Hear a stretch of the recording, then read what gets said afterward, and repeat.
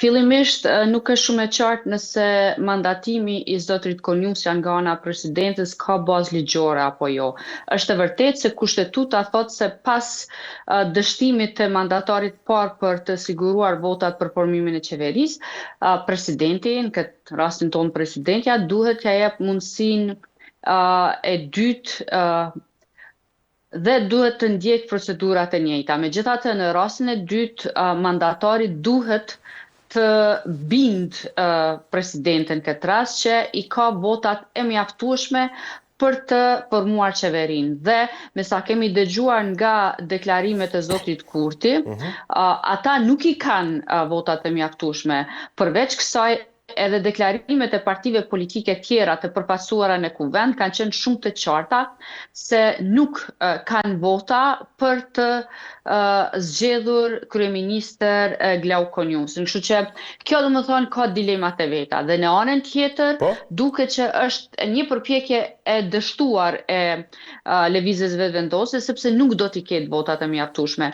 Ata prap deklaruan, i referom këtu deklaratës së kryetarit të vetëvendosjes zotrit Kurti se nuk kanë koalicion me asnjë nga subjektet politike shqiptare që përfaqësohen në kuvend dhe aktualisht kanë vetëm 56 vota, përderisa për formimin e qeverisë duhen 61 vota. Kështu që thjesht është edhe një përpjekje tjetër e dështuar e lëvizjes vetëvendosje dhe në gjykimin tim është për të blerë kohë për të shtyr afatin e zgjedhjeve që të ofrohemi sa më shumë festave të fundvitit kur vijnë një numër i madh i qytetarëve tanë që jetojnë jashtë vendit, pra diaspora në Kosovë dhe vetëvendosje në mendimin tim prap mendoj se paragjykon se shumica e votave të qytetarëve tanë që jetojnë jashtë vendit do të jenë për të.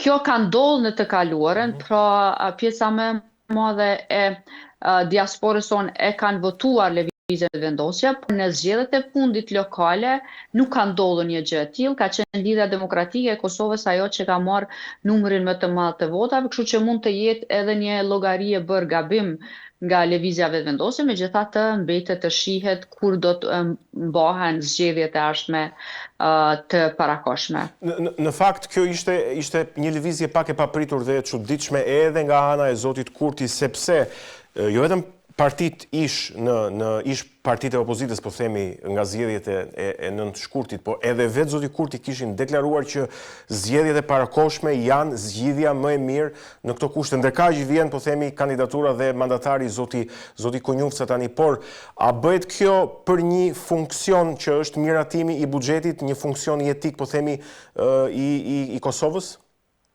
Mendoj se ka mundësi tjera për ta miratuar buxhetin. Në fillim të majit, me sa mbaj mend, Lidhja Demokratike e Kosovës kishte propozuar një alternative që ishte krijimi i një qeverie gjithëpërfshirëse, apo mund të ishte edhe një qeveri teknike, e cila do ta çonte vendin në zgjedhjen e vitin e ardhshëm. Pse pritën zgjedhjen e vitin e ardhshëm?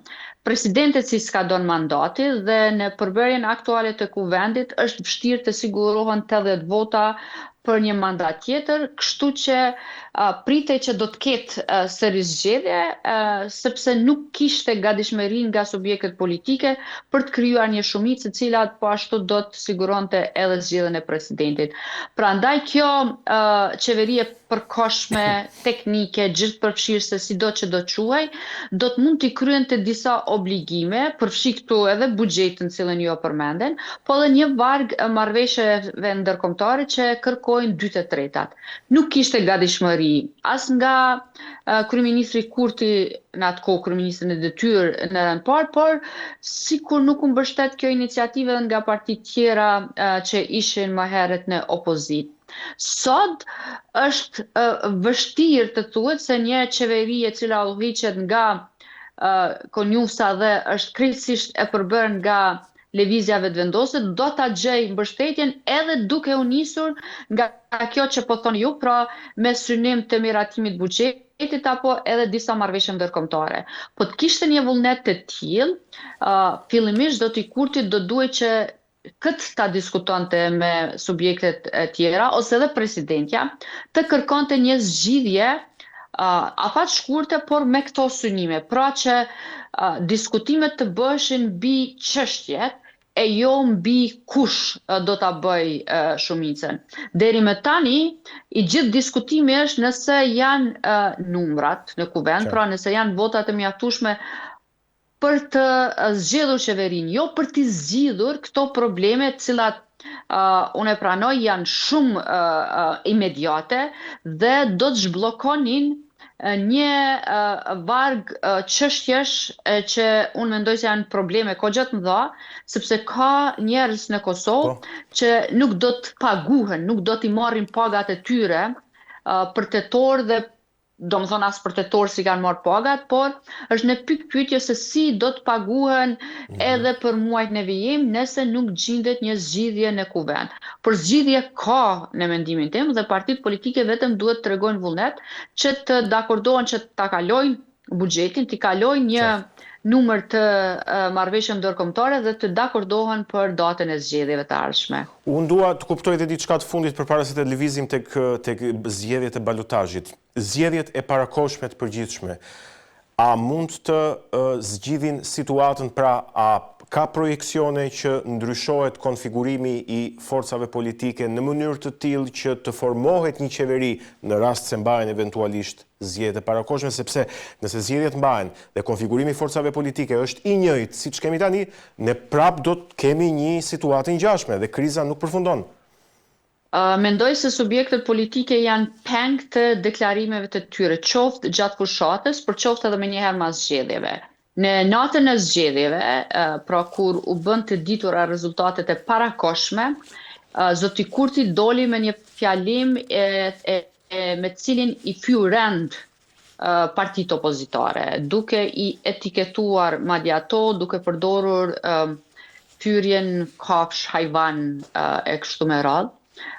Dhe kjo i bëri subjekte tjera që mos duan as të komunikojnë me të për qëllim të bashkëqeverisjes me të.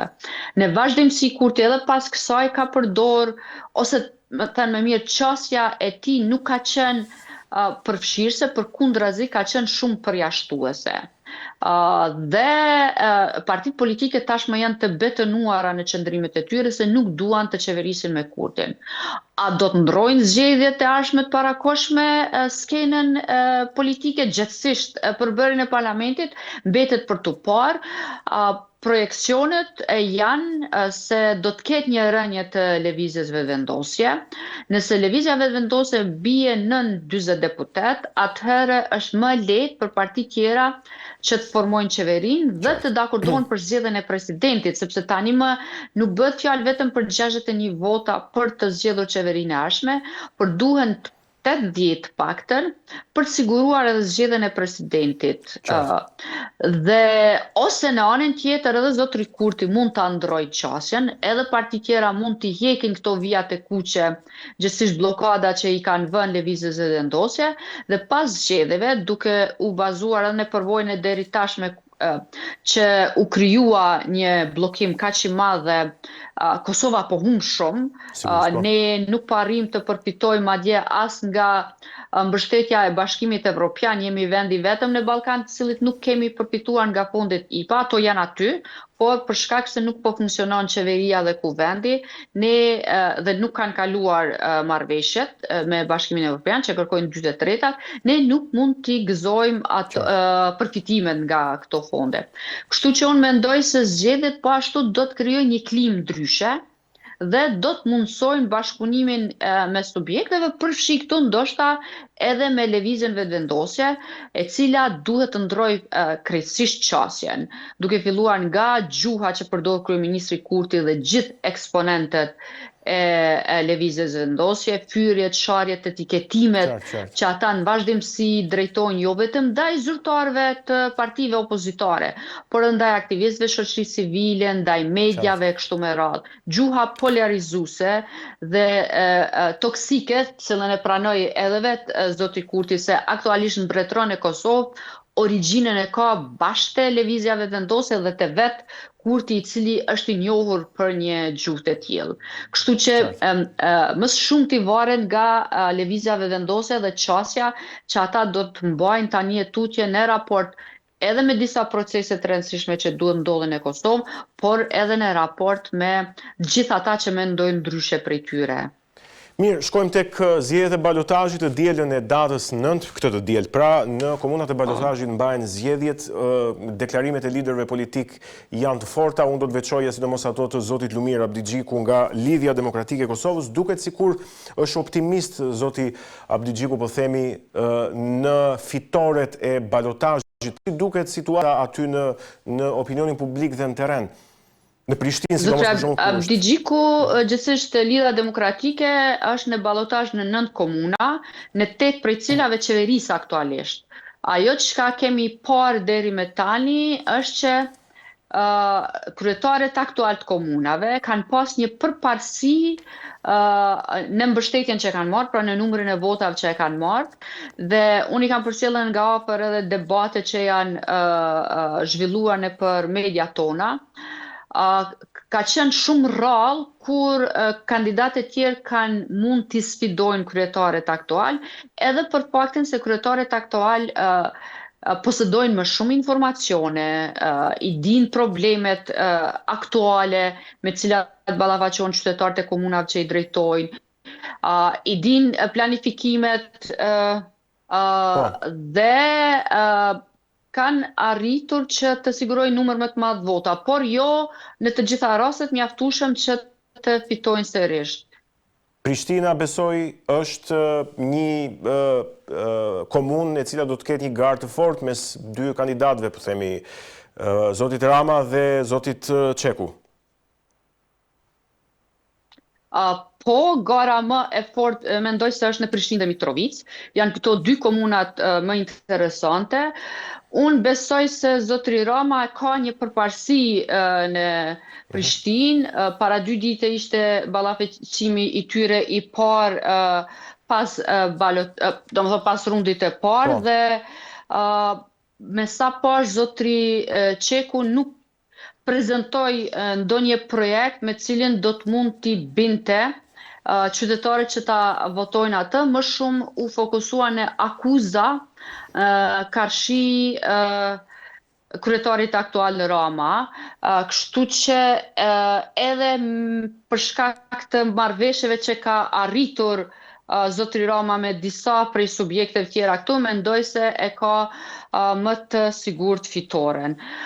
Gara më e hapur është në Mitrovic, aty edhe rezultati është shumë i ngushtë mes dy subjekteve dhe do të shohim, edhe besoj se fituesi do dihet vetëm pasi të mbyllen kutitë e votimit. Kemi një marrëveshje mes LDK-s dhe PDK-s në Mitrovic që e bën pak më favorit kandidatin e PDK-s, megjithatë gjithçka mbetet të shihet. Qartë, mirë, unë dua të fokusohem tani tek mesazhet e Bashkimit Evropian që kanë ardhur ditën e djeshme dhe ditët e fundit, por duke u fokusuar tek dita e djeshme, po themi, për Kosovën. Në një konferencë për mediat, ambasadori i Bashkimit Evropian në Kosovë, Ivo Orav, tha, pra bëri një paralajmërim për klasën politike në Kosovë për bashkim dhe e cila në fakt rrezikon edhe humbjen e rrugës evropiane. Ne kemi folur shpesh për izolimin e Kosovës, për masat dhe për sanksionet që Bashkimi Evropian i ka vendosur Kosovës vitet e fundit. Si e pat, po themi, mesazhin e ambasadorit të Bashkimit Evropian së pari?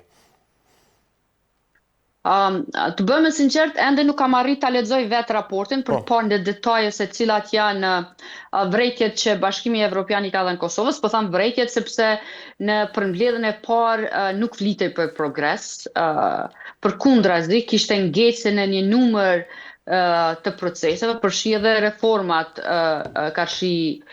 në reformat që çojnë drejt antarësimit në Bashkimin Evropian. Me qëra fjala, unë jam shumë e lumtur që Shqipëria ka bërë progres të jashtëzakonshëm dhe tani pritet të hapen edhe kapitujt e fundit të antarësimit. Do doja që edhe Kosova ta ndiqte të njëjtën rrugë. Ajo që ka tha ambasadori nuk është diçka e panjohur, e paditur apo e papritur për ne, sepse ne jemi më shumë se një vit ose 2 po bën tani, nën sanksionet të Bashkimit Evropian. Zotri Kurti vazhdon me kryenetësinë e tij të mos zbatoj marrëveshjet për cilat tashma është dakorduar, ajo që njihet si marrëveshja e Ohrit.